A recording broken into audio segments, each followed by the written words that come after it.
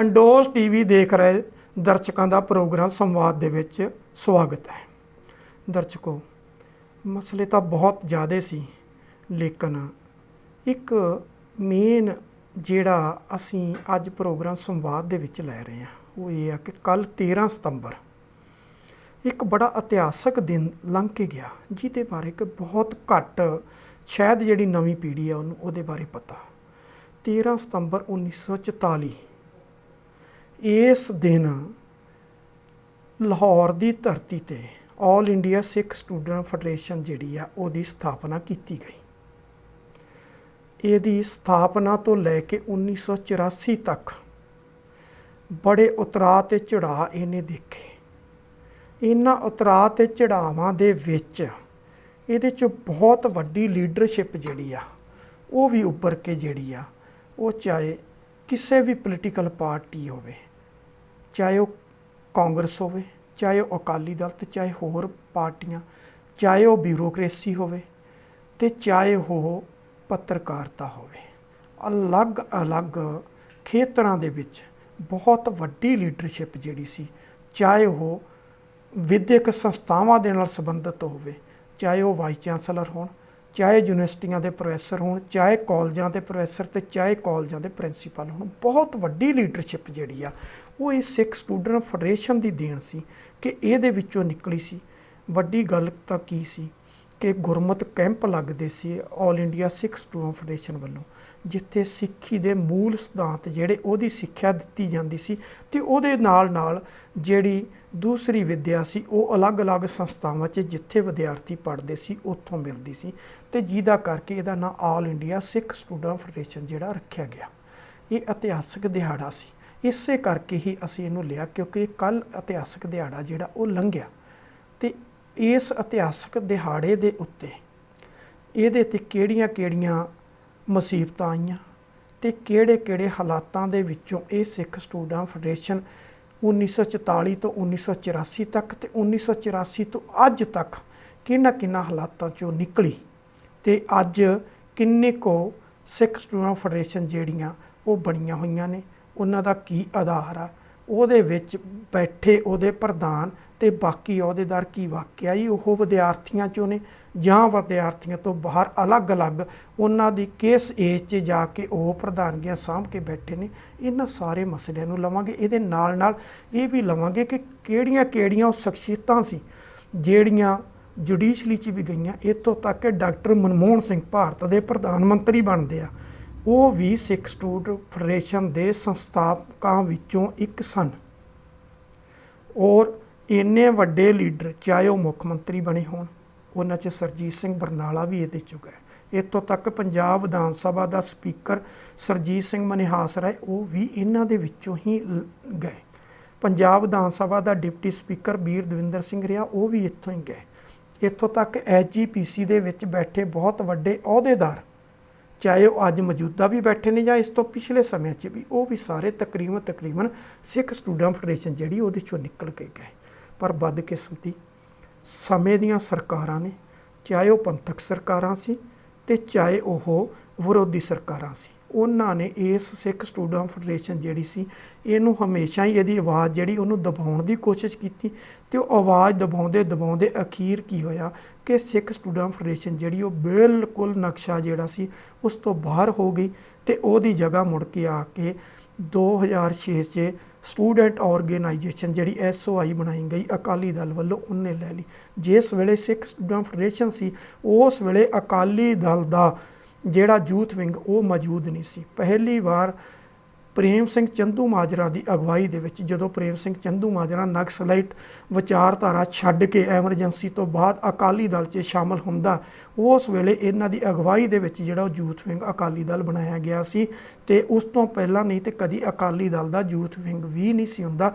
ਕੇਵਲ ਜਿਹੜੀ ਸਿੱਖ student federation ਸੀ ਇਹਨੂੰ ਸਿੱਖਾਂ ਦਾ ਹਰਿਆਵਲ ਦਸਤਾ ਕਿਹਾ ਜਾਂਦਾ ਸੀ, ਅਤੇ ਉਹ ਉਸ ਵੇਲੇ ਅਕਾਲੀ ਦਲ ਇੱਕ ਪੰਥਕ ਜਥੇਬੰਦੀ ਹੋਇਆ ਕਰਦੀ ਸੀ, ਪੰਥਕ ਪਾਰਟੀ ਸੀ, ਅਤੇ ਸਿੱਖ ਸਟੂਡੈਂਟ ਫੈਡਰੇਸ਼ਨ ਦੇ ਵਿੱਚੋਂ ਹੀ ਜਿਹੜੇ ਨੌਜਵਾਨ ਸੀ ਉਹ ਦਬਾਅ ਦੇ ਵਿੱਚ ਅਕਾਲੀ ਦਲ ਦੇ ਵਿੱਚ ਜਿਹੜੇ ਉਹ ਜਾਂਦੇ ਸੀ, ਜਾਂ ਅਲੱਗ-ਅਲੱਗ ਜਿਹੜੇ ਬਾਕੀ ਸਰਕਾਰੀ ਅਦਾਰੇ ਸੀ, ਉਹਨਾਂ ਦੇ ਵਿੱਚ ਜਿੱਥੇ ਜਿੱਥੇ ਵੀ ਉਹਨਾਂ ਨੂੰ ਸੇਵਾ ਦਾ ਮੌਕਾ ਮਿਲਦਾ ਸੀ, ਉਹ ਮੈਂ ਪਹਿਲਾਂ ਗੱਲ ਕੀਤੀ, ਚਾਹੇ ਉਹ ਯੂਨੀਵਰਸਿਟੀਆਂ ਸੀ, ਚਾਹੇ ਉਹ ਕਾਲਜਿਸ ਸੀ, ਤੇ ਚਾਹੇ ਹੋਰ ਵਿਦਿਅਕ ਸੰਸਥਾਵਾਂ ਸੀ ਉਹਨਾਂ 'ਚ, ਤੇ ਚਾਹੇ ਉਹ ਬਿਊਰੋਕ੍ਰੇਸੀ 'ਚ ਹੋਰ ਜਿਹੜੀਆਂ ਸੰਸਥਾਵਾਂ ਸੀ, ਚਾਹੇ ਉਹ IAS ਬਣੇ, ਚਾਹੇ ਉਹ IPS ਬਣੇ, ਤੇ ਚਾਹੇ ਉਹ PCS ਤੇ PPS ਬਣੇ, ਉਹ ਕਿਸੇ ਨਾ ਕਿਸੇ ਅਦਾਰਿਆਂ ਦੇ ਵਿੱਚ ਇੱਥੋਂ ਹੀ ਸਿੱਖ ਸਟੂਡੈਂਟ ਫੈਡਰੇਸ਼ਨ ਜਿਹੜੀ ਸੀ, ਇੱਥੋਂ ਵੱਜੀ ਹੋਈ ਨੀਂਹ ਸੀ ਜਿਹੜੀ, ਉਹ ਅਲੱਗ-ਅਲੱਗ ਅਦਾਰਿਆਂ 'ਚ ਜਿਹੜੀ ਗਈ। ਹੁਣ ਸਵਾਲ ਇਹ ਸੀ, ਗਿਆਨੀ ਕਰਤਾਰ ਸਿੰਘ ਜੀ ਤੋਂ ਬਾਅਦ ਭਿੰਡਰਾਂਵਾਲਾ ਟਕਸਾਲ ਦੀ ਜਿਹੜੀ ਵਾਗਡੋਰ ਸੀ, ਉਹ ਸੰਤ ਜਰਨੈਲ ਸਿੰਘ ਭਿੰਡਰਾਂਵਾਲਿਆਂ ਨੂੰ ਦਿੱਤੀ ਗਈ।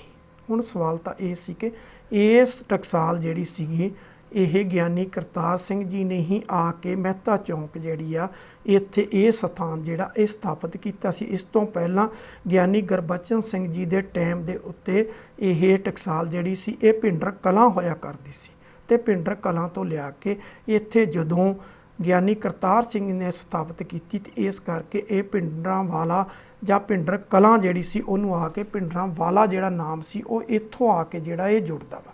ਤਾਂ ਉਸ ਵੇਲੇ ਭਾਈ ਅਮਰੀਕ ਸਿੰਘ, ਬਹੁਤੇ ਨੌਜਵਾਨਾਂ ਦੀ ਇਹ ਵਿਚਾਰਧਾਰਾ ਸੀ ਕਿ ਭਾਈ ਅਮਰੀਕ ਸਿੰਘ ਜਿਹੜੇ ਨੇ, ਉਹਨਾਂ ਨੂੰ ਗਿਆਨੀ ਕਰਤਾਰ ਸਿੰਘ ਜੀ ਦੀ ਜਗ੍ਹਾ ਜਿਹੜੀ ਹੈ ਸਿੱਖ ਸਟੂਡੈਂਟ ਫੈਡਰੇਸ਼ਨ ਦੀ ਵਾਗਡੋਰ ਦਿੱਤੀ ਜਾਵੇ। ਪਰ ਕਿਉਂਕਿ ਉਸ ਵੇਲੇ ਗਿਆਨੀ ਜਿੱਥੋਂ ਤੱਕ ਸਵਾਲ ਸੀਗਾ ਸੰਤ ਜਰਨੈਲ ਸਿੰਘ ਭਿੰਡਰਾਂਵਾਲਿਆਂ ਦਾ, ਉਹ ਜਿਹੜੇ ਸੀ ਉਹਨਾਂ ਨਾਲ ਬਹੁਤ ਸੰਮਤੀ ਜੁੜੀ, ਤੇ ਉਹਨਾਂ ਨੂੰ ਜਿਹੜੀ ਇਹ ਵਾਗਡੋਰ ਜਿਹੜੀ ਇਹ ਦਮਦਮੀ ਟਕਸਾਲ ਦੀ ਸੌਂਪੀ ਗਈ। ਤੇ ਭਾਈ ਅਮਰੀਕ ਸਿੰਘ ਸਿੱਖ ਸਟੂਡੈਂਟ ਫੈਡਰੇਸ਼ਨ ਦੇ ਪ੍ਰਧਾਨ ਬਣੇ, ਤੇ ਸਿੱਖ ਸਟੂਡੈਂਟ ਫੈਡਰੇਸ਼ਨ ਦੇ ਪ੍ਰਧਾਨ ਉਹ 6 ਜੂਨ 1984 ਤੱਕ, ਜਿਸ ਦਿਨ ਉਹਨਾਂ ਦਰਬਾਰ ਸਾਹਿਬ ਅਕਾਲ ਤਖਤ ਸਾਹਿਬ ਦੇ ਸਾਹਮਣੇ ਸ਼ਹੀਦੀ ਪਾਈ, ਉਦੋਂ ਤੱਕ ਉਹ ਇਹਦੇ ਪ੍ਰਧਾਨ ਰਹੇ। ਉਹਨਾਂ ਦੀ ਪ੍ਰਧਾਨਗੀ ਤੋਂ ਬਾਅਦ ਐਸਾ ਕਾਟੋ ਕਲੇਸ਼ ਚੱਲਿਆ ਕਿ ਜਿੰਨੇ ਵੀ ਪ੍ਰਧਾਨ ਜਿਹੜੇ ਸੀਗੇ, ਉਹ ਇਹ ਸਿੱਖ ਸਟੂਡੈਂਟ ਫੈਡਰੇਸ਼ਨ ਚੋਂ ਦੇ ਬਣੇ। ਉਹਨਾਂ ਚੋਂ ਪ੍ਰਧਾਨ ਬਣਨ ਵੇਲੇ ਕੋਈ ਵੀ ਕਿਸੇ ਵੀ ਵਿੱਦਿਅਕ ਸੰਸਥਾ ਦੇ ਵਿੱਚ ਵਿਦਿਆਰਥੀ ਦੇ ਤੌਰ 'ਤੇ ਸਿੱਖਿਆ ਗ੍ਰਹਿਣ ਨਹੀਂ ਸੀ ਕਰ ਰਿਹਾ। ਇਹ ਵੱਡੀ ਬਦਕਿਸਮਤੀ ਸੀ, ਜਿਹਦਾ ਕਰਕੇ ਸਿੱਖ ਸਟੂਡੈਂਟ ਫੈਡਰੇਸ਼ਨ ਦਾ ਕਾਲਜਾਂ ਤੇ ਯੂਨੀਵਰਸਿਟੀਆਂ 'ਚ ਜਿਹੜਾ ਆਧਾਰ ਖਤਮ ਹੋ ਗਿਆ, ਤੇ ਸਿੱਖ ਸਟੂਡੈਂਟ ਫੈਡਰੇਸ਼ਨ ਜਿਹੜੀ ਹਾਸ਼ੀਏ 'ਤੇ ਆ ਗਈ। ਜਦੋਂ ਆਪਰੇਸ਼ਨ ਬਲੂ ਸਟਾਰ ਹੋਇਆ, ਉਸ ਵੇਲੇ ਸੀਨੀਅਰ ਮੀਤ ਪ੍ਰਧਾਨ ਦੀ ਵਾਗਡੋਰ ਜਿਹੜੀ ਸੀ, ਉਸ ਵੇਲੇ ਹਰਵਿੰਦਰ ਸਿੰਘ ਖਾਲਸਾ ਬਠਿੰਡਾ ਵਾਲੇ ਦੇ ਕੋਲੇ ਸੀ। ਤਾਂ ਇੱਥੋਂ ਤੱਕ ਕਿ 13 ਦੇ 13 ਜ਼ਿਲ੍ਹਾ ਪ੍ਰਧਾਨ ਵੀ ਜਿਹੜੇ ਉਹ ਉਹਨਾਂ ਦੇ ਨਾਲ ਸੀ। ਪਰ ਜੇਲ੍ਹ 'ਚ ਬੈਠੇ ਕੁਝ ਆਗੂਆਂ ਨੇ ਤੇ ਕੁਝ ਬਾਹਰ ਤੋਂ ਸਪੋਰਟ ਕਰਨ ਵਾਲਿਆਂ ਨੇ ਭਾਈ ਮਨਜੀਤ ਸਿੰਘ ਨੂੰ ਜਿਹੜਾ, ਉਹਨਾਂ ਨੂੰ ਸਿੱਖ ਸਟੂਡੈਂਟ ਫੈਡਰੇਸ਼ਨ ਦਾ ਪ੍ਰਧਾਨ ਥਾਪ ਦਿੱਤਾ, ਤੇ ਭਾਈ ਮਨਜੀਤ ਸਿੰਘ ਨੂੰ ਜੋਧਪੁਰ ਜੇਲ੍ਹ ਦੇ ਵਿੱਚ ਜਿਹੜੇ 370-75 ਕੈਦੀ ਸੀਗੇ, 86 ਕੈਦੀ ਬਣਾ ਕੇ ਉੱਥੇ ਉਹਨਾਂ ਨੂੰ ਬੰਦ ਕਰ ਦਿੱਤਾ। 1999 ਤੱਕ ਉਹ ਉੱਥੇ ਬੰਦ ਰਹੇ। ਉਹਦੇ ਵਿੱਚ ਸਭ ਤੋਂ ਪਹਿਲਾਂ ਉਹਨਾਂ ਨੇ ਇਸ ਸਿੱਖ ਸਟੂਡੈਂਟ ਫੈਡਰੇਸ਼ਨ ਦਾ ਕਾਰਜ ਚਲਾਉਣ ਦੇ ਲਈ ਹਰਿੰਦਰ ਸਿੰਘ ਕਾਹਲੋਂ ਨੂੰ ਕਨਵੀਨਰ ਬਣਾ ਕੇ ਬਾਹਰ ਫੈਡਰੇਸ਼ਨ ਦੀ ਵਾਗਡੋਰ ਦਿੱਤੀ। ਪਰ ਬਦਕਿਸਮਤੀ ਉਸ ਵੇਲੇ ਹਰਿੰਦਰ ਸਿੰਘ ਕਾਹਲੋਂ ਵੀ ਸਿੱਖ ਸਟੂਡੈਂਟ ਫੈਡਰੇਸ਼ਨ ਦਾ ਜਿਹੜਾ ਕਨਵੀਨਰ ਬਣਾਇਆ ਗਿਆ, ਉਹ ਕਿਸੇ ਵੀ ਸੰਸਥਾ ਦੇ ਵਿੱਚ ਵਿਦਿਆਰਥੀ ਨਹੀਂ ਸੀ। ਇਹੀ ਰੀਜ਼ਨ ਸੀ ਕਿ ਨੌਜਵਾਨਾਂ ਦਾ ਰੁਝਾਨ ਤਾਂ ਸੀ ਆਪਰੇਸ਼ਨ ਬਲੂ ਸਟਾਰ ਕਰਕੇ, ਨੌਜਵਾਨਾਂ 'ਚ ਜੋਸ਼ ਸੀ, ਉਹ ਸਿੱਖ ਸਟੂਡੈਂਟ ਫੈਡਰੇਸ਼ਨ ਨਾਲ ਜੁੜਨਾ ਚਾਹੁੰਦੇ ਸੀ ਤੇ ਜੁੜ ਵੀ ਰਹੇ ਸੀ। ਪਰ ਬਦਕਿਸਮਤੀ ਸੀ ਕਿ ਜਿਹੜਾ ਪ੍ਰਧਾਨ ਬਣਾਇਆ ਗਿਆ, ਉਹ ਉਸ ਵੇਲੇ ਕਿਸੇ ਵੀ ਸੰਸਥਾ ਦੇ ਵਿੱਚ ਵਿਦਿਆਰਥੀ ਨਹੀਂ ਸੀ, ਜਦੋਂ ਕਿ ਇਹ ਵਿਦਿਆਰਥੀਆਂ ਦੀ ਜਥੇਬੰਦੀ ਸੀ। ਉਹਨਾਂ ਦੀ ਗ੍ਰਿਫਤਾਰੀ ਤੋਂ ਬਾਅਦ ਇੱਕ 5 ਮੈਂਬਰੀ ਪ੍ਰੈਜ਼ੀਡੀਅਮ ਬਣਾਈ ਗਈ। ਪ੍ਰੈਜ਼ੀਡੀਅਮ ਆਪਣਾ ਕਾਰਜ ਭਾਗ ਜਿਹੜਾ ਉਹ ਦੇਖ ਰਹੀ ਸੀ। ਇਹਦੇ ਵਿੱਚ ਹੀ 1987 ਦੇ ਵਿੱਚ ਆ ਕੇ 87 ਦੇ ਵਿੱਚ ਆ ਕੇ ਭਾਈ ਗੁਰਜੀਤ ਸਿੰਘ ਹੋਂਦ 'ਚ ਆਉਂਦੇ ਨੇ, ਜਿਹੜੇ ਕਿ ਭਾਈ ਜਸਵੀਰ ਸਿੰਘ ਰੋਡੇ ਜਿਹੜੇ ਅਕਾਲ ਤਖਤ ਸਾਹਿਬ ਦੇ ਜਥੇਦਾਰ ਸੀ, ਉਹਨਾਂ ਦੇ ਰਿਸ਼ਤੇਦਾਰ ਸੀ ਨਜ਼ਦੀਕੀ, ਉਹ ਆਉਂਦੇ ਨੇ, ਤੇ ਉਹਨਾਂ ਦੀ ਅਗਵਾਈ 'ਚ ਇੱਕ ਵੱਖਰਾ ਫੈਡਰੇਸ਼ਨ ਦਾ ਜਿਹੜਾ ਗਰੁੱਪ ਹੋਰ ਖੜਾ ਹੋ ਜਾਂਦਾ। ਇੱਕ ਹਰਵਿੰਦਰ ਸਿੰਘ ਖਾਲਸੇ ਕੋਲੇ ਸੀ, ਇੱਕ ਪ੍ਰੈਜ਼ੀਡੀਅਮ ਸੀ ਜਿਹਨੂੰ ਜੋਧਪੁਰ ਜੇਲ੍ਹ 'ਚ ਬੈਠੇ ਭਾਈ ਮਨਜੀਤ ਸਿੰਘ, ਉਹਨਾਂ ਦੇ ਨਾਲ ਵਿਰਸਾ ਸਿੰਘ ਬਲਟੋਆ, ਅਮਰਜੀਤ ਸਿੰਘ ਚਾਵਲਾ ਤੇ ਰਜਿੰਦਰ ਸਿੰਘ ਮਹਿਤਾ, ਇਹ ਸਾਰੇ ਦੇ ਸਾਰੇ ਜੇਲ੍ਹ 'ਚ ਬੈਠੇ ਸੀ। ਇਹ ਉਹਨਾਂ ਦੀ ਅਗਵਾਈ ਜਿਹੜੀ ਉਹ ਕਰ ਰਿਹਾ ਸੀ, ਇਹ ਜੇਲ੍ਹ 'ਚ ਸੀ, ਤੇ ਬਾਹਰ ਬੈਠੀ 5 ਮੈਂਬਰੀ ਪ੍ਰੈਜ਼ੀਡੀਅਮ ਜਿਹੜੀ ਉਹ ਉਹਨਾਂ ਨੂੰ ਚਲਾ ਰਹੀ ਸੀਗੀ। ਉਹਦੇ ਨਾਲ ਜਦੋਂ ਇੱਧਰਲੇ ਬੰਨੇ ਭਾਈ ਗੁਰਜੀਤ ਸਿੰਘ ਜਿਹੜੇ ਸੀ, ਉਹਨਾਂ ਨੇ ਆਪਣਾ ਵੱਖਰਾ ਗਰੁੱਪ ਬਣਾ ਲਿਆ, ਤੇ ਹੌਲੀ ਹੌਲੀ ਜਿਹੜੀ ਪ੍ਰੈਜ਼ੀਡੀਅਮ ਸੀਗੀ ਉਹਦਾ ਆਧਾਰ ਘਟਦਾ ਗਿਆ, ਤੇ ਭਾਈ ਗੁਰਜੀਤ ਸਿੰਘ ਦਾ ਆਧਾਰ ਵੱਧਦਾ ਗਿਆ। ਹਾਲਾਤ ਐਸੇ ਬਣੇ ਕਿ ਭਾਈ ਗੁਰਜੀਤ ਸਿੰਘ ਜਿਹੜੇ ਸੀ ਉਹਨਾਂ ਨੂੰ ਕਿਸੇ ਹਾਲਾਤਾਂ ਦੇ ਵਿੱਚ ਜਿਹੜਾ ਸੀਗਾ ਉਹ ਪੁਲਿਸ ਨੇ ਅਰੈਸਟ ਕੀਤਾ। ਉਹ ਕਿਹੜੇ ਹਾਲਾਤਾਂ 'ਚ ਛੁੱਟੇ, ਕੀ ਹੋਇਆ, ਉਹ ਕਿੱਧਰ ਗਏ, ਕਿਸੇ ਨੂੰ ਨਹੀਂ ਪਤਾ। ਉਸ ਸਿੱਖ ਸਟੂਡੈਂਟ ਫੈਡਰੇਸ਼ਨ ਦੀ ਵਾਗਡੋਰ ਭਾਈ ਦਲਜੀਤ ਸਿੰਘ ਬਿੱਟੂ ਨੂੰ ਸੌਂਪੀ ਗਈ। ਜਦੋਂ ਭਾਈ ਦਲਜੀਤ ਸਿੰਘ ਬਿੱਟੂ ਨੂੰ ਵਾਗਡੋਰ ਸੌਂਪੀ ਗਈ, ਉਸ ਵੇਲੇ ਭਾਈ ਦਲਜੀਤ ਸਿੰਘ ਬਿੱਟੂ ਵੀ ਕਿਸੇ ਵੀ ਸੰਸਥਾ ਦੇ ਵਿੱਚ, ਕਿਸੇ ਵਿਦਿਅਕ ਸੰਸਥਾ ਦੇ ਵਿੱਚ ਵਿਦਿਆਰਥੀ ਦੇ ਤੌਰ 'ਤੇ ਨਹੀਂ ਸੀ ਵਿਚਰ ਰਹੇ, ਸਗੋਂ ਕਿ ਉਹ ਅਲੱਗ-ਅਲੱਗ ਕੇਸਾਂ ਦੇ ਵਿੱਚ ਜਿਹੜੇ ਉਸ ਵੇਲੇ ਭਗੌੜੇ ਸੀ ਉਹ ਰੂਪੋਸ ਸੀ, ਲੇਕਿਨ ਉਹਨਾਂ ਨੂੰ ਪ੍ਰਧਾਨ ਥਾਪਿਆ ਗਿਆ। ਸਭ ਦੀ ਸਹਿਮਤੀ ਸੀ, ਇਸ ਕਰਕੇ ਉਸ ਵੇਲੇ ਉਹਨਾਂ ਨੂੰ ਪ੍ਰਧਾਨ ਥਾਪ ਦਿੱਤਾ ਗਿਆ। ਉਸ ਤੋਂ ਬਾਅਦ ਜਿਹੜੀ ਪ੍ਰੈਜ਼ੀਡੀਅਮ ਸੀ ਉਹਦੇ ਜਿਹੜੇ 2 ਮੈਂਬਰ ਸੀ ਉਹ ਸ਼ਾਮਲ ਕਰਕੇ ਤੇ 2 ਮੈਂਬਰ ਜਿਹੜੇ ਸੀਗੇ ਉਹ ਇੱਧਰੋਂ ਲੈ ਕੇ 4 ਮੈਂਬਰੀ ਪ੍ਰੈਜ਼ੀਡੀਅਮ ਤੇ 1 ਕਨਵੀਨਰ 5 ਮੈਂਬਰੀ ਕਮੇਟੀ ਜਿਹੜੀ ਭਾਈ ਦਲਜੀਤ ਸਿੰਘ ਬਿੱਟੂ ਦੀ ਅਗਵਾਈ ਦੇ ਵਿੱਚ ਜਿਹੜੀ ਉਹ ਸਥਾਪਿਤ ਕਰ ਦਿੱਤੀ ਗਈ, ਜਿਹਦਾ ਬਹੁਤ ਨਾਮ ਚੱਲਿਆ। ਲੇਕਿਨ ਬਦਕਿਸਮਤੀ ਕਿ ਸਰਕਾਰੀ ਅਤਿਆਚਾਰ ਦੇ ਹੁੰਦੇ ਹੋਏ ਬਹੁਤਾ ਲੰਬਾ ਸਮਾਂ ਇਹ ਫੈਡਰੇਸ਼ਨ ਜਿਹੜੀ ਸੀ ਇਹ ਵੀ ਕਾਮਯਾਬ ਨਹੀਂ ਹੋ ਰਹੀ ਤੇ ਉਹਦੇ ਵਿੱਚ ਨਿੱਕੇ ਕਈ ਗਰੁੱਪ ਜਿਹੜੇ ਸੀ ਹੋਰ ਖੜੇ ਹੋ ਗਏ। ਉਹਦੇ ਵਿੱਚ ਸਭ ਤੋਂ ਪਹਿਲਾਂ ਤਾਂ ਇਹ ਹੋਇਆ ਕਿ 1999 ਦੇ ਵਿੱਚ ਭਾਈ ਮਨਜੀਤ ਸਿੰਘ ਤੇ ਉਹਦੇ ਸਾਰੇ ਸਾਥੀ ਜਿੰਨੇ ਜੋਧਪੁਰ ਜੇਲ੍ਹ 'ਚ ਬੰਦ ਸੀ ਉਹਨਾਂ ਨੂੰ ਰਿਹਾ ਕਰ ਦਿੱਤਾ ਗਿਆ। ਉਹਨਾਂ ਆ ਕੇ ਆਪਣਾ ਜਿਹੜਾ ਪਹਿਲਾਂ ਵਾਲਾ ਗਰੁੱਪ ਸੀ ਉਹ ਸਟੈਬਲਿਸ਼ ਕਰ ਲਿਆ ਤੇ ਉਹ ਆਪਣੇ ਗਰੁੱਪ ਦੇ ਤੌਰ ਤੇ ਉਹਨਾਂ ਦਾ ਇੱਕ ਗਰੁੱਪ ਉਹਨਾਂ ਦਾ ਚੱਲ ਪਿਆ। ਹਰਵਿੰਦਰ ਸਿੰਘ ਖਾਲਸਾ ਆਪਣੇ ਗਰੁੱਪ ਨੂੰ ਸਰੈਂਡਰ ਕਰ ਚੁੱਕੇ ਸੀ ਪਹਿਲਾਂ ਹੀ। ਉਹ ਕਹਿੰਦੇ ਸੀ ਕਿ ਮੈਂ ਇਸ ਪਾੜੋ ਤਾੜ 'ਚ ਨਹੀਂ ਪੈਣਾ ਤੇ ਉਹਨਾਂ ਨੇ ਇਸ ਫੈਡਰੇਸ਼ਨ ਤੋਂ ਆਪਣੇ ਆਪ ਨੂੰ ਅਲੱਗ ਕਰ ਲਿਆ। ਹੁਣ ਇੱਕ ਬੰਨੇ ਭਾਈ ਦਲਜੀਤ ਸਿੰਘ ਬਿੱਟੂ ਤੇ ਦੂਸਰੇ ਬੰਨੇ ਭਾਈ ਮਨਜੀਤ ਸਿੰਘ ਦੀ ਅਗਵਾਈ 'ਚ ਫੈਡਰੇਸ਼ਨ ਜਿਸ 'ਚ ਹਰਮਿੰਦਰ ਸਿੰਘ ਸੰਧੂ, ਭਾਵੇਂ ਕਿ ਹਰਮਿੰਦਰ ਸਿੰਘ ਸੰਧੂ ਦਾ ਬਾਅਦ 'ਚ ਕਤਲ ਵੀ ਹੋ ਜਾਂਦਾ, ਤੇ ਇੱਕ ਬੰਨੇ ਭਾਈ ਮਨਜੀਤ ਸਿੰਘ ਤੇ ਇੱਕ ਬੰਨੇ ਦਲਜੀਤ ਸਿੰਘ ਬਿੱਟੂ, 2 ਧੜੇ ਜਿਹੜੇ ਸੀ ਉਹ ਫੈਡਰੇਸ਼ਨ ਦੇ ਰਹਿ ਗਏ। ਉਹਦੇ ਬਾਅਦ ਹੌਲੀ ਮਨਜੀਤ ਸਿੰਘ ਧੜੇ ਦੇ ਵਿੱਚ ਵੀ ਇੰਨੀ ਟੁੱਟ ਭੱਜ ਹੋਈ ਕਿ ਉਹਦੇ 'ਚੋਂ ਅਵਤਾਰ ਸਿੰਘ ਬੋਪਾ ਰਾਏ ਨੇ ਵੱਖਰੀ ਫੈਡਰੇਸ਼ਨ ਬਣਾਈ, ਮਨਜੀਤ ਸਿੰਘ ਭੋਮਾ ਨੇ ਆਪਣੀ ਵੱਖਰੀ ਬਣਾਈ ਜਿਹੜੀ ਕਿ ਅੱਜ ਵੀ ਮੌਜੂਦ ਹੈ। ਉਹ ਵੱਖਰੀ ਗੱਲ ਕਿ ਅਵਤਾਰ ਸਿੰਘ ਬੋਪਾ ਰਾਏ ਬਾਅਦ ਦੇ ਵਿੱਚ ਕਾਂਗਰਸ 'ਚ ਵੀ ਸ਼ਾਮਲ ਹੋ ਗਿਆ। ਇਹਦੇ ਨਾਲ ਹੀ ਕੁਝ ਹੋਰ ਗਰੁੱਪ ਉੱਠੇ ਜਿਨ੍ਹਾਂ 'ਚ ਡਾਕਟਰ ਬਰਜਿੰਦਰ ਸਿੰਘ ਪੰਜਵੜ ਉੱਠਿਆ, ਉਹਨੇ ਵੀ ਆਪਣੀ ਵੱਖਰੀ ਫੈਡਰੇਸ਼ਨ ਬਣਾਈ, ਲੇਕਿਨ ਬਾਅਦ 'ਚ ਭਾਈ ਦਲਜੀਤ ਸਿੰਘ ਬਿੱਟੂ ਵਾਲੀ ਫੈਡਰੇਸ਼ਨ ਦੇ ਵਿੱਚ ਉਹਨੇ ਆਪਣਾ ਆਪ ਜਿਹੜਾ ਸੀ ਉਹ ਸ਼ਾਮਲ ਹੋ ਗਿਆ ਤੇ ਉਹਨੂੰ ਵੀ ਉਹਦੇ 'ਚ ਅਹੁਦੇ ਦੇ ਕੇ ਜਿਹੜਾ ਉਹ ਨਵਾਜ ਦਿੱਤਾ ਗਿਆ। ਕਿਤੇ ਨਾ ਕਿਤੇ ਗਰੁੱਪਬਾਜ਼ੀ ਜਿਹੜੀ ਸੀ ਉਹ ਖਤਮ ਕਰਨ ਦੀ ਕੋਸ਼ਿਸ਼ ਕੀਤੀ ਗਈ। ਵਿਰਸਾ ਸਿੰਘ ਵਲਟੋਹਾ ਜਿਹਨੇ ਕਿ ਭਾਈ ਮਨਜੀਤ ਸਿੰਘ ਤੋਂ ਅਲੱਗ ਹੋ ਕੇ ਇੱਕ ਫੈਡਰੇਸ਼ਨ ਜਿਹੜੀ ਸੀ ਉਹ ਬਣਾਈ, ਬੱਬਰ ਫੈਡਰੇਸ਼ਨ, ਲੇਕਿਨ ਉਹ ਵੀ ਇੱਕ ਧੜਾ ਅਲੱਗ ਸੀ। ਉੱਧਰੋਂ ਹਰਮਿੰਦਰ ਸਿੰਘ ਸੰਧੂ ਦੇ ਕਤਲ ਤੋਂ ਬਾਅਦ ਰਜਿੰਦਰ ਸਿੰਘ ਮਹਿਤਾ ਤੇ ਅਮਰਜੀਤ ਸਿੰਘ ਚਾਵਲਾ ਨੇ ਭਾਈ ਮਨਜੀਤ ਸਿੰਘ ਤੋਂ ਅਲੱਗ ਹੋ ਕੇ ਇੱਕ ਫੈਡਰੇਸ਼ਨ ਉਹਨਾਂ ਨੇ ਬਣਾ ਲਈ। ਕਿਤੇ ਨਾ ਕਿਤੇ ਅਲੱਗ-ਅਲੱਗ ਧੜਿਆਂ 'ਚ ਫੈਡਰੇਸ਼ਨਾਂ ਵੰਡੀਆਂ ਗਈਆਂ, ਪਰ ਬਦਕਿਸਮਤੀ ਚਾਹੇ ਉਹ ਰਜਿੰਦਰ ਸਿੰਘ ਮਹਿਤਾ ਤੇ ਅਮਰਜੀਤ ਸਿੰਘ ਚਾਵਲਾ ਦੀ ਅਗਵਾਈ 'ਚ ਫੈਡਰੇਸ਼ਨ ਹੋਵੇ, ਉਹ ਜਿਸ ਵੇਲੇ ਉਹਨਾਂ ਕੋਲ ਪ੍ਰਧਾਨਗੀ ਆਈ ਉਹ ਵੀ ਉਸ ਵੇਲੇ ਕਿਸੇ ਵੀ ਵਿਦਿਅਕ ਸੰਸਥਾ ਦੇ ਵਿੱਚ ਜਿਹੜੇ ਸੀ ਉਹ ਵਿਦਿਆਰਥੀ ਨਹੀਂ ਸੀ। ਮੈਂ ਪਹਿਲਾਂ ਗੱਲ ਕੀਤੀ ਭਾਈ ਮਨਜੀਤ ਸਿੰਘ ਕੋਲੇ ਸੀ, ਉਹ ਕਿਸੇ ਵਿਦਿਅਕ ਸੰਸਥਾ ਦੇ ਵਿੱਚ ਵਿਦਿਆਰਥੀ ਨਹੀਂ ਸੀ। ਉਹਨਾਂ ਨੇ ਬਾਅਦ ਦੇ ਵਿੱਚ ਆਪ ਅਕਾਲੀ ਦਲ 'ਚ ਸ਼ਾਮਲ ਹੋਏ ਤੇ ਉਹਨਾਂ ਨੇ ਜਿਹੜੀ ਵਾਗਡੋਰ ਸੀ ਉਹ ਆਪਣੇ ਨਜ਼ਦੀਕੀ ਰਿਸ਼ਤੇਦਾਰ ਹਰਮਿੰਦਰ ਸਿੰਘ ਗਿੱਲ ਨੂੰ ਪ੍ਰਧਾਨਗੀ ਜਿਹੜੀ ਉਹਨੂੰ ਸੌਂਪ ਦਿੱਤੀ। ਉਹ ਬਾਅਦ ਦੇ ਵਿੱਚ ਹਰਮਿੰਦਰ ਗਿੱਲ ਕਾਂਗਰਸ 'ਚ ਸ਼ਾਮਲ ਹੋ ਗਏ ਤੇ ਅੱਜ ਕੱਲ੍ਹ ਉਹ ਪੱਟੀ ਤੋਂ MLA ਵੀ ਨੇ। ਕਿਤੇ ਨਾ ਕਿਤੇ ਜਿਹੜੀ ਇੰਨੀ ਪਾੜੋ ਤਾੜ ਸੀ, ਉਸ ਪਾੜੋ ਤਾੜ ਨੇ ਇਹ ਸਿੱਖ ਸਟੂਡੈਂਟ ਫੈਡਰੇਸ਼ਨ ਜਿਹਦੀ ਕਿ ਬਹੁਤ ਵੱਡੀ ਇਤਿਹਾਸਕ ਦੇਣ ਆ, ਜੇ ਨਾਮ ਗਿਣਨ ਲੱਗ ਜਾਈਏ ਤੇ ਗਿਣੇ ਨਹੀਂ ਜਾਂਦੇ, ਏਡੀ ਲੰਬੀ ਲਿਸਟ ਆ ਇਹਨਾਂ ਦੀ ਕਿ ਇਹਦੇ ਵਿੱਚੋਂ ਏਡੀ ਵੱਡੀ ਲੀਡਰਸ਼ਿਪ ਉੱਭਰੀ।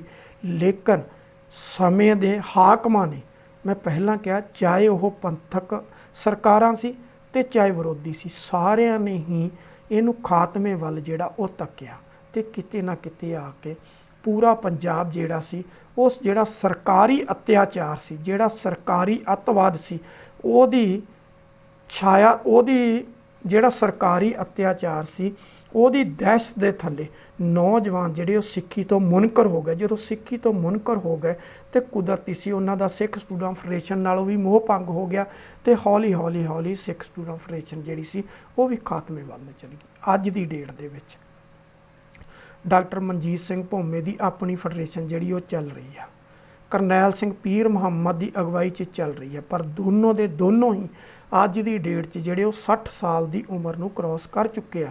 ਕਿਸੇ ਵੀ ਵਿਦਿਅਕ ਸੰਸਥਾ ਦੇ ਉਹ ਅੱਜ ਦੀ ਡੇਟ ਦੇ ਵਿੱਚ ਜਿਹੜੇ ਆ ਉਹ ਵਿਦਿਆਰਥੀ ਨਹੀਂ ਹੈ। ਇਸੇ ਤਰ੍ਹਾਂ ਦਲਜੀਤ ਸਿੰਘ ਬਿੱਟੂ ਵਾਲੀ ਜਿਹੜੀ ਫੈਡਰੇਸ਼ਨ ਸੀ ਉਹਦੇ ਵਿੱਚ 2-3 ਪ੍ਰਧਾਨ ਜਿਹੜੇ ਉਹ ਲਿਆਂਦੇ ਗਏ, ਭਾਵੇਂ ਭਾਈ ਸੇਵਕ ਸਿੰਘ ਨੂੰ ਲਿਆਂਦਾ ਗਿਆ, ਬਾਅਦ 'ਚ ਭਾਈ ਹਰਦੇਵ ਸਿੰਘ ਨੂੰ ਲਿਆਂਦਾ ਗਿਆ, ਉਹ 'ਚ ਜਸਪਾਲ ਸਿੰਘ ਮੰਝਪੁਰ ਨੂੰ ਲਿਆਂਦਾ ਗਿਆ, ਕਈਆਂ ਨੂੰ ਲਿਆਂਦਾ ਗਿਆ, ਲੇਕਿਨ ਕਿਤੇ ਨਾ ਕਿਤੇ ਉਹ ਫੈਡਰੇਸ਼ਨ ਵੀ ਜਿਹੜੀ ਆ ਉਹ ਕਿਤੇ ਦਿਖਾਈ ਨਹੀਂ ਦਿੱਤੀ। ਇਸੇ ਤਰ੍ਹਾਂ ਹੀ ਚਾਹੇ ਉਹ ਹੋਰ ਫੈਡਰੇਸ਼ਨ ਸੀ ਜਿਹਦੇ 'ਚ ਪਰਮਜੀਤ ਸਿੰਘ ਖਾਲਸਾ ਦੀ ਅਗਵਾਈ 'ਚ ਚੱਲਦੀ ਸੀ, ਉਹ ਫੈਡਰੇਸ਼ਨ ਆ ਜਿਹਨੂੰ ਕਿਸੇ ਟਾਈਮ ਰਜਿੰਦਰ ਸਿੰਘ ਮਹਿਤਾ ਤੇ ਅਮਰਜੀਤ ਸਿੰਘ ਚਾਵਲਾ ਜਿਹੜੀ ਇਹਨਾਂ ਦੀ ਅਗਵਾਈ 'ਚ ਸੀ, ਤੇ ਉਹਨਾਂ ਨੇ ਆਪਣੀ ਜਗ੍ਹਾ ਤੇ ਪਰਮਜੀਤ ਸਿੰਘ ਖਾਲਸਾ ਨੂੰ ਪ੍ਰਧਾਨ ਬਣਾਤਾ। ਲੇਕਿਨ ਉਹਦੇ ਵਿੱਚੋਂ ਹੀ ਟੁੱਟ ਕੇ ਇੱਕ ਧੜਾ ਜਿਹੜਾ ਸੀ ਉਹ ਗੁਰਚਰਨ ਸਿੰਘ ਗਰੇਵਾਲ ਦੀ ਅਗਵਾਈ 'ਚ ਫੈਡਰੇਸ਼ਨ ਬਣ ਗਈ। ਤੇ ਗੁਰਚਰਨ ਸਿੰਘ ਗਰੇਵਾਲ ਭਾਵੇਂ ਕਿ ਅੱਜ ਮੌਜੂਦਾ SGPC ਦਾ ਮੈਂਬਰ ਵੀ ਹੈ, ਪਰ ਉਹ ਵੀ ਅਜੇ ਤੱਕ ਇੱਕ ਫੈਡਰੇਸ਼ਨ ਦਾ ਆਪਣੇ ਆਪ ਨੂੰ ਪ੍ਰਧਾਨ ਅਖਵਾਉਂਦਾ। ਪਰ ਬਦਕਿਸਮਤੀ ਪੂਰੇ ਪੰਜਾਬ ਦੇ ਅੰਦਰ ਕਿਸੇ ਵੀ ਸਕੂਲ, ਕਾਲਜ ਤੇ ਯੂਨੀਵਰਸਿਟੀ ਜਿੰਨੀਆਂ ਵਿਦਿਅਕ ਸੰਸਥਾਵਾਂ ਨੇ, ਕਿਸੇ ਵਿੱਚ ਵੀ ਸਿੱਖ ਸਟੂਡੈਂਟ ਫੈਡਰੇਸ਼ਨ ਦਾ ਜਿਹੜਾ ਉਹ ਯੂਨਿਟ ਕਾਇਮ ਨਹੀਂ ਹੈ। ਕੇਵਲ ਤੇ ਕੇਵਲ ਜਿਹੜੇ ਅਹੁਦੇਦਾਰ ਨੇ ਉਹ ਆਪਣੀ ਬਿਆਨਬਾਜ਼ੀ ਤੱਕ ਸੀਮਿਤ ਨੇ, ਤੇ ਬਿਆਨਬਾਜ਼ੀ ਤੋਂ ਅੱਗੇ ਕੁਝ ਵੀ ਨਹੀਂ ਹੈ। ਹੁਣ ਜਿਹੜੇ 60 ਸਾਲ ਦੀ ਉਮਰ ਕ੍ਰੋਸ ਕਰ ਚੁੱਕੇ ਆ, ਮੈਂ ਪਹਿਲਾਂ ਗੱਲ ਕੀਤੀ ਕਿ 13 ਸਤੰਬਰ 1944 ਤੋਂ ਲੈ ਕੇ 84 ਤੱਕ ਜਿਹੜਾ ਉਹ 40 ਸਾਲ ਦਾ ਪੀਰੀਅਡ ਸੀ, ਉਹ 'ਚ ਬਹੁਤ ਉਤਰਾਅ ਚੜਾਅ ਦੇਖੇ, ਪਰ ਇੱਦਾਂ ਦੇ ਨਹੀਂ ਸੀ ਦੇਖੇ ਜਿਹੜੇ 1984 ਤੋਂ ਲੈ ਕੇ 2019 ਤੱਕ ਦੇਖੇ ਆ। ਇਹਦੇ 'ਚ ਤਾਂ ਬਹੁਤ ਜ਼ਿਆਦਾ ਉਥਲ ਪੁਥਲ ਹੋਈ। ਕਦੀ ਵੀ ਕਿਸੇ ਨੇ ਮਿਲ ਬੈਠ ਕੇ ਇਹ ਵਿਚਾਰ ਨਹੀਂ ਕੀਤਾ ਕਿ ਜਿਹੜੇ ਇੰਨੇ ਧੜੇ ਬਣ ਗਏ ਨੇ, ਇੰਨੇ ਗਰੁੱਪ ਬਣ ਗਏ, ਇਹਨਾਂ ਸਾਰਿਆਂ ਤੋਂ ਜਿਹੜੇ ਅਸਤੀਫੇ ਲੈ ਕੇ ਵਿਦਿਆਰਥੀਆਂ ਦੀ ਜਥੇਬੰਦੀ ਜਿਹੜੀ ਉਹ ਖੜੀ ਕੀਤੀ ਜਾਵੇ। ਸ਼ਾਇਦ ਜਿਹੜੀ ਪੰਥਕ ਜਮਾਤ ਸੀ, ਜਿਹੜੀ ਸਿੱਖਾਂ ਦੀ ਨੁਮਾਇੰਦਾ ਜਮਾਤ ਅਖਾਉਂਦੀ ਸੀ, ਉਹਨੇ ਵੀ ਸਿੱਖਾਂ ਦੀ ਨੁਮਾਇੰਦਾ ਜਮਾਤ ਤੋਂ ਆਪਣਾ ਨਾਮ ਬਦਲ ਕੇ ਪੰਜਾਬੀ ਪਾਰਟੀ ਰੱਖ ਲਿਆ, ਤੇ ਉਹਨਾਂ ਨੇ ਵੀ ਸਿੱਖ ਸਟੂਡੈਂਟ ਫੈਡਰੇਸ਼ਨ ਦੀ ਜਿਹੜੀ ਉਹ ਜ਼ਰੂਰਤ ਨਹੀਂ ਸਮਝੀ, ਕਿਉਂਕਿ ਉਹਨਾਂ ਨੇ ਯੂਥ ਵਿੰਗ ਅਕਾਲੀ ਦਲ ਪਹਿਲਾਂ ਹੀ ਇਸ ਦੇ ਬਰਾਬਰ ਖੜਾ ਕਰ ਲਿਆ ਸੀ।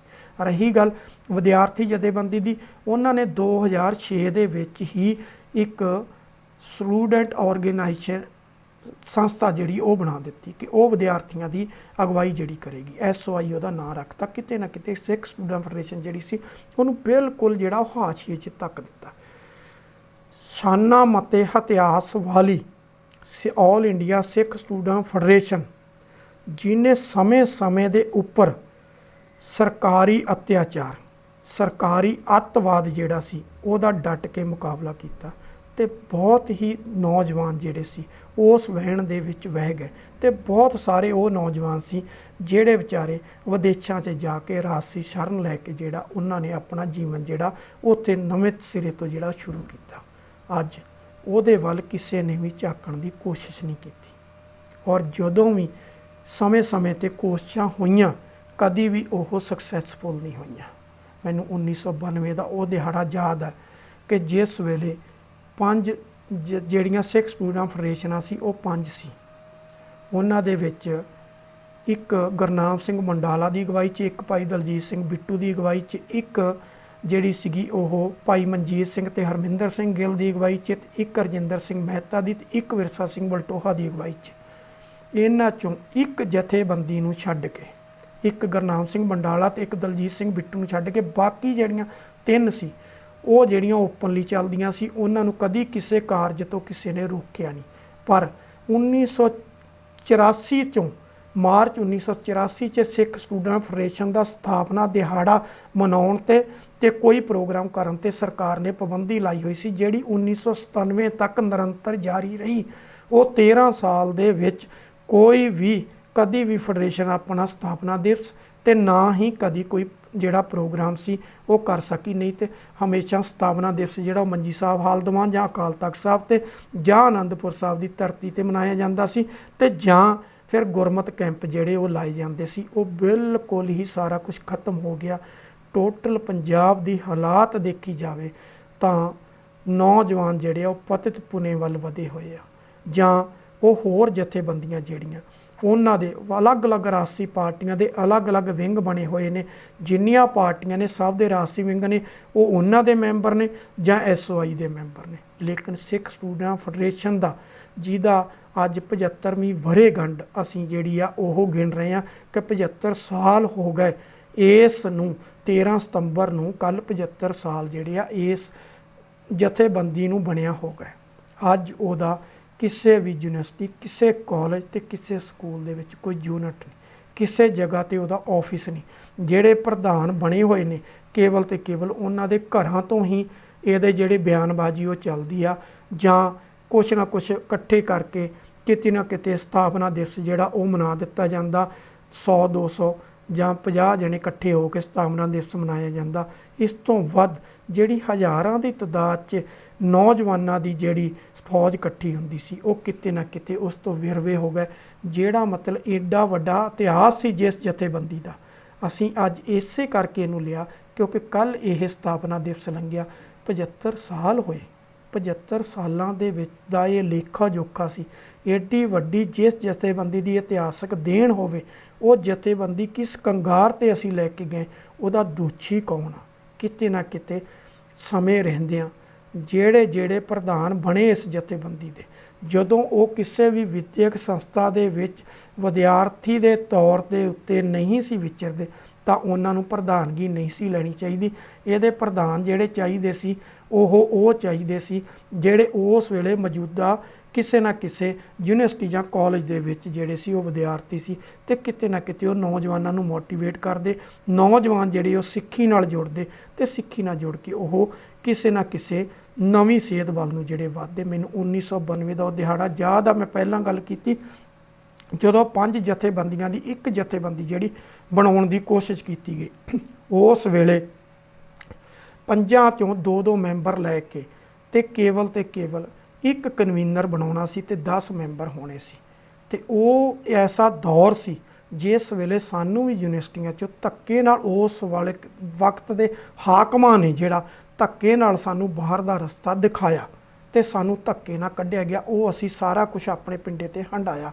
ਤੇ ਉਸ ਵੇਲੇ ਜਦੋਂ ਇਹ ਪ੍ਰਧਾਨ ਬਣਨ ਦੀ ਵਾਰੀ ਆਈ ਤੇ ਮੈਂ ਵੀ ਇਹਦੇ ਤੋਂ ਇਨਕਾਰ ਕਰ ਦਿੱਤਾ ਸੀ ਕਿ ਜਿਹੜਾ ਵਿਦਿਆਰਥੀ ਹੀ ਨਹੀਂ ਰਿਹਾ। ਜਦੋਂ ਅਸੀਂ ਵਿਦਿਆਰਥੀ ਜੀਵਨ ਤੋਂ ਬਾਹਰ ਹੋ ਚੁੱਕੇ ਹਾਂ, ਜਦੋਂ ਸਾਨੂੰ ਵਿਦਿਆਰਥੀ ਰਹਿਣ ਦਾ ਸਮੇਂ ਦੀਆਂ ਸਰਕਾਰਾਂ ਨੇ ਮੌਕਾ ਹੀ ਨਹੀਂ ਦਿੱਤਾ, ਸਾਡਾ ਉਹ ਜਿਹੜਾ ਮੌਕਾ ਸੀ, ਜਿਹੜਾ ਸਾਡਾ ਹੱਕ ਸੀ, ਉਹ ਸਾਡੇ ਤੋਂ ਖੋਹ ਲਿਆ ਗਿਆ, ਤਾਂ ਫਿਰ ਅਸੀਂ ਇਸ ਜਥੇਬੰਦੀ ਦੇ ਪ੍ਰਧਾਨ ਬਣਨ ਦੇ ਵੀ ਜਿਹੜਾ ਇਸ ਵੇਲੇ ਕਾਬਲ ਨਹੀਂ।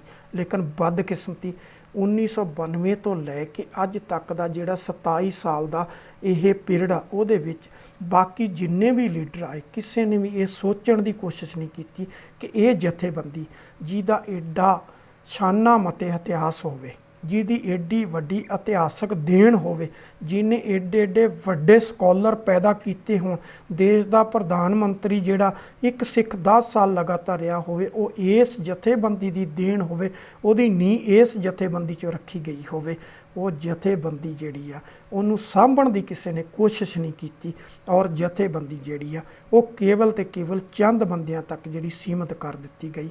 ਕਿਤੇ ਨਾ ਕਿਤੇ ਅੱਜ ਦਾ ਦਿਨ ਜਿਹੜਾ ਸੀਗਾ, ਮੈਂ ਇਹਦੇ ਤੇ ਇਹਨੂੰ ਇਸੇ ਕਰਕੇ ਇਸ ਪ੍ਰੋਗਰਾਮ ਨੂੰ ਲਿਆ ਕਿ ਇਸ ਦਿਨ ਦੇ ਉੱਤੇ ਯਾਦ ਕਰਨਾ ਸਾਡਾ ਜਿਹੜਾ ਉਹ ਬਣਦਾ ਸੀ ਕਿ ਇਹ ਦਿਨ ਜਿਹੜਾ ਸੀ ਇਤਿਹਾਸਕ ਦਿਨ ਸੀ ਔਰ ਇਹ ਇਤਿਹਾਸਕ ਇੱਕ ਦੇਣ ਸੀ ਇਸ ਜਥੇਬੰਦੀ ਦੀ। ਇਹਦੇ ਲਈ ਘੱਟੋ ਘੱਟ ਅਜੇ ਵੀ ਸਮਾਂ ਕਿ ਜਿਹੜੇ ਬਚੇ ਲੀਡਰ ਹੈ, ਜਿਹੜੇ ਨੌਜਵਾਨ ਨੇ ਅੱਜ, ਜਿਹੜੇ ਇਹਦੇ ਪੁਰਾਣੇ ਲੀਡਰ ਅਹੁਦੇਦਾਰ ਰਹੇ ਨੇ, ਉਹਨਾਂ ਨੂੰ ਕਿਤੇ ਨਾ ਕਿਤੇ ਬੈਠ ਕੇ ਸਿਰ ਜੋੜ ਕੇ ਨੌਜਵਾਨ ਜਿਹੜਾ ਅੱਜ ਕਾਲਜਾਂ ਤੇ ਯੂਨੀਵਰਸਿਟੀਆਂ ਦਾ ਜਿਹੜਾ ਗੁਰਸਿੱਖ ਆ, ਉਹਨਾਂ ਨੂੰ ਇਸ ਜਥੇਬੰਦੀ ਨੂੰ ਦੁਬਾਰਾ ਤੋਂ ਜਿਹੜਾ ਉਹ ਪੈਰਾਂ ਸਿਰ ਕਰਨਾ ਚਾਹੀਦਾ ਤਾਂ ਕਿ ਕਿਤੇ ਨਾ ਕਿਤੇ ਸਿੱਖੀ ਦੀ ਲਹਿਰ ਜਿਹੜੀ ਆ ਉਹ ਦੁਬਾਰਾ ਉੱਠ ਸਕੇ। ਕਿਤੇ ਇਹ ਨਾ ਹੋਵੇ ਕਿ ਆਉਣ ਵਾਲਾ ਸਮਾਂ ਜਿਹੜਾ ਉਹ ਸਾਨੂੰ ਮਾਫ ਹੀ ਨਾ ਕਰੇ ਕਿ ਕਿਹੜੇ ਉਸ ਵੇਲੇ ਇਸ ਜਥੇਬੰਦੀ ਦੇ ਅਹੁਦੇਦਾਰ ਸੀ, ਉਹਨਾਂ ਦਾ ਕੀ ਕਿਰਦਾਰ ਸੀ ਤੇ ਉਹਨਾਂ ਨੇ ਕਿਸ ਤਰੀਕੇ ਦੇ ਨਾਲ ਇਹ ਜਥੇਬੰਦੀ ਜਿਹੜੀ ਆ ਇਹਦਾ, ਚਲੋ ਸਮੇਂ ਦੀਆਂ ਸਰਕਾਰਾਂ ਨੇ, ਚਾਹੇ ਉਹ ਪੰਥਕ ਸਰਕਾਰਾਂ ਸੀ ਚਾਹੇ ਸਾਡੇ ਵਿਰੋਧੀਆਂ ਦੀਆਂ ਸੀ, ਉਹਨਾਂ ਨੇ ਤੇ ਇਹਦਾ ਮਲੀਆ ਮੇਟ ਕਰਨਾ ਸੀ। ਪਰ ਕਿਤੇ ਨਾ ਕਿਤੇ ਅਸੀਂ ਵੀ ਦੋਸ਼ੀ ਹਾਂ ਜਿਨ੍ਹਾਂ ਨੇ ਰਹਿੰਦੇ ਸਮੇਂ ਇਸ ਜਿਹੜੀ ਜਥੇਬੰਦੀ ਸੀ ਇਹਦੇ 'ਚ ਨੌਜਵਾਨ ਜਿਹੜੇ ਆ ਉਹਨਾਂ ਨੂੰ ਸ਼ਾਮਲ ਕਰਕੇ ਉਹਨਾਂ ਨੂੰ ਅਹੁਦੇ ਦੇ ਕੇ ਨਵਾਜਣ ਦੀ ਕੋਸ਼ਿਸ਼ ਨਹੀਂ ਕੀਤੀ। ਅਸੀਂ ਆਪਣੀ ਚੌਧਰ ਦੇ ਲਈ ਜਿਹੜੀ ਆ ਉਹ ਆਪਣੀ ਚੌਧਰ ਜਿਹੜੀ ਉਹ ਜਗਾਉਂਦੇ ਰਹੇ ਤੇ ਆਪਣੀ ਚੌਧਰ ਦੇ ਲਈ ਹੀ ਇੱਥੋਂ ਤੱਕ ਬੈਠੇ ਰਹੇ ਕਿ ਅਸੀਂ ਪ੍ਰਧਾਨਗੀਆਂ ਸਾਂਭੀਏ ਤਾਂ ਕਿ ਹੋਰ ਕਿਸੇ ਪਾਰਟੀ 'ਚ ਸਾਨੂੰ ਜਿਹੜਾ ਉਹ ਬਣਦਾ ਸਥਾਨ ਮਿਲ ਜਾਵੇ। ਉਹਨਾਂ ਸਥਾਨਾਂ ਨੂੰ ਲੈਣ ਦੇ ਲਈ ਅਸੀਂ 60 ਸਾਲਾਂ ਤੱਕ ਇਸ ਜਥੇਬੰਦੀ ਦੇ ਪ੍ਰਧਾਨ ਦੇ ਤੌਰ ਤੇ ਵਿਚਰੇ ਹਾਂ ਕਿ ਜਿਸ ਜਥੇਬੰਦੀ ਦਾ ਨਾਂ ਹੀ ਆਲ ਇੰਡੀਆ ਸਿੱਖ ਸਟੂਡੈਂਟ ਫੈਡਰੇਸ਼ਨ, ਸਟੂਡੈਂਟ ਦਾ ਮਤਲਬ ਕਿ ਉਹ ਵਿਦਿਆਰਥੀ ਆ। ਜੇ ਵਿਦਿਆਰਥੀ ਆ ਤੇ ਫਿਰ ਵਿਦਿਆਰਥੀਆਂ 'ਚੋਂ ਹੀ ਪ੍ਰਧਾਨ ਹੋਣੇ ਚਾਹੀਦੇ ਨੇ। ਅਜੇ ਵੀ ਸਮਾਂ ਰਹਿੰਦਾ, ਜੇ ਇਹਦੇ 'ਤੇ ਹੁਣ ਵੀ ਨਾ ਸੋਚਿਆ ਗਿਆ ਤਾਂ ਫਿਰ ਜੋ ਹਾਲਤ ਪੂਰੇ ਪੰਜਾਬ ਦੀ ਹੋਈ ਆ, ਜਿਸ ਤਰ੍ਹਾਂ ਪੰਜਾਬ ਪੂਰਾ ਪਤਿਤ ਹੋਇਆ, ਜਿਸ ਤਰ੍ਹਾਂ ਨੌਜਵਾਨ ਜਿਹੜਾ ਵੀਰਾਂ ਕੱਤ ਕੇ ਵਿਦੇਸ਼ਾਂ ਵੱਲ ਨੂੰ ਨਿਕਲ ਗਿਆ, ਚਾਹੇ ਉਹ ਕਿਸੇ ਤਰ੍ਹਾਂ ਸਮੇਂ ਦੇ ਹਾਲਾਤਾਂ ਦਾ ਸਤਾਇਆ ਹੋਇਆ ਨਿਕਲਿਆ, ਤੇ ਸਮਾਂ ਸਾਨੂੰ ਮਾਫ ਨਹੀਂ ਕਰੇਗਾ। ਫਿਰ ਸਿੱਖ ਸਟੂਡੈਂਟ ਫੈਡਰੇਸ਼ਨ ਤਾਂ ਸ਼ਾਇਦ ਵਿਦੇਸ਼ ਦੀ ਧਰਤੀ ਤੇ ਤਾਂ ਦੁਬਾਰਾ ਸਥਾਪਿਤ ਹੋ ਜਾਵੇ।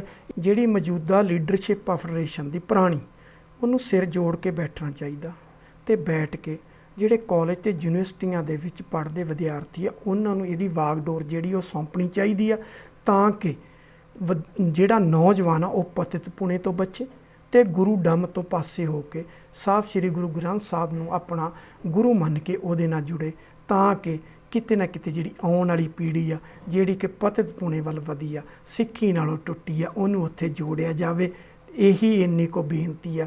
ਜੇ ਇਹਦੇ ਮੌਜੂਦਾ ਲੀਡਰਸ਼ਿਪ ਜਿਹੜੀ ਇਸ ਵੇਲੇ ਬੈਠੀ ਆ ਅਲੱਗ-ਅਲੱਗ ਅਹੁਦਿਆਂ 'ਤੇ ਜਾਂ ਪੁਰਾਣੇ ਅਹੁਦੇਦਾਰ ਆ, ਕਿਤੇ ਮਿਲ ਕੇ ਬੈਠ ਕੇ ਫੈਸਲਾ ਲੈ ਲੈਣ, ਸ਼ਾਇਦ ਕੌਮ ਦੇ ਬਿਹਤਰ ਭਵਿੱਖ ਦੀ ਇਹੀ ਕਾਮਨਾ ਜਿਹੜੀ ਇਹਨਾਂ ਤੋਂ ਕੀਤੀ ਜਾ ਸਕਦੀ ਆ। ਤੇ ਉਸੇ ਕਾਮਨਾ ਕਰਕੇ ਇਹ ਜਿਹੜਾ ਸੀ ਅੱਜ ਦਾ ਪ੍ਰੋਗਰਾਮ ਅਸੀਂ ਇਸੇ ਕਰਕੇ ਹੀ ਲਿਆ, ਕਿਉਂਕਿ 75 ਵਰ੍ਹੇ ਹੋ ਗਏ ਇਸ ਜਿਹੜੀ ਜਥੇਬੰਦੀ ਇਹਦੀ ਸਥਾਪਨਾ ਹੋਏ ਨੂੰ। ਕਿਤੇ ਨਾ ਕਿਤੇ ਚੰਗੇ ਕਾਰਜ ਦੀ ਜਿਹੜੀ ਉਹ ਉਮੀਦ ਜਿਹੜੀ ਆ ਉਹ ਇਹਨਾਂ ਤੋਂ ਕੀਤੀ ਜਾ ਸਕਦੀ ਹੈ। ਸੋ ਦਰਸ਼ਕੋ, ਅੱਜ ਲਈ ਇੰਨਾ ਹੀ। ਅਗਲੀ ਵਾਰ ਕਿਸੇ ਫੇਰ ਨਵੇਂ ਮੁੱਦੇ ਨੂੰ ਲੈ ਕੇ ਤੁਹਾਡੇ ਰੂਬਰੂ ਹੋਵਾਂਗੇ। ਹੁਣ ਮੈਨੂੰ ਦਿਓ ਇਜਾਜ਼ਤ। ਸਤਿ ਸ਼੍ਰੀ ਅਕਾਲ।